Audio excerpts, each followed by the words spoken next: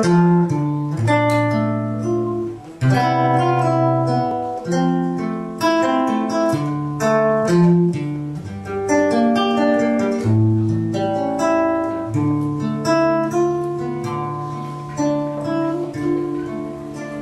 đừng nhớ làm gì tình yêu ấy, chỉ mình anh thương nhớ cũng đủ rồi. Tình yêu đâu thường mong manh như khói, ngỡ rất gần mà lại rất xa xôi. Em cứ quên như chưa bao giờ nhớ, cứ thản nhiên bên cạnh một người. Đừng vui mặt khi gặp nhau trên phố, có lẽ còn thương chút gần gũi. Anh tự hỏi sao tình trong tranh thế,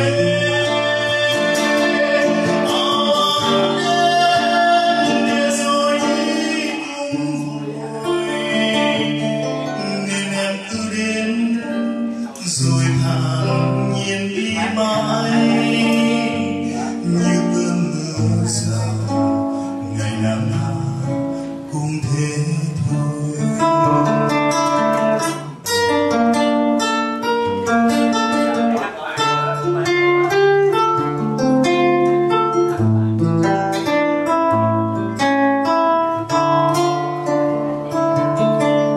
Em đừng nhớ làm gì tình yêu ấy, chỉ mình anh thương nhớ cũng đủ rồi. Tình yêu đâu thường mong manh như khói,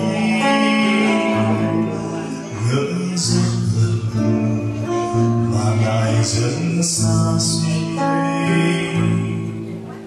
Em cứ quên như chưa bao giờ nhớ, cứ thản nhiên bên cạnh một người. Đừng vui mặt khi gặp nhau trên phố, có lẽ còn thương chút ngầm ghé. Anh tự hỏi sao tình trong tranh thế,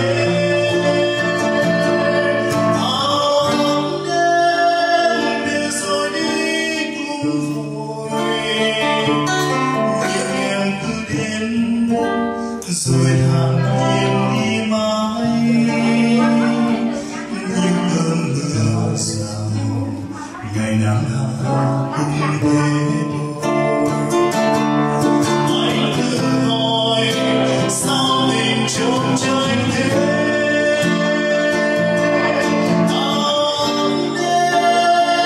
để rồi đi cũng vội, nhưng em cứ đến rồi thản nhiên đi mãi như cơn mưa rào, ngày nắng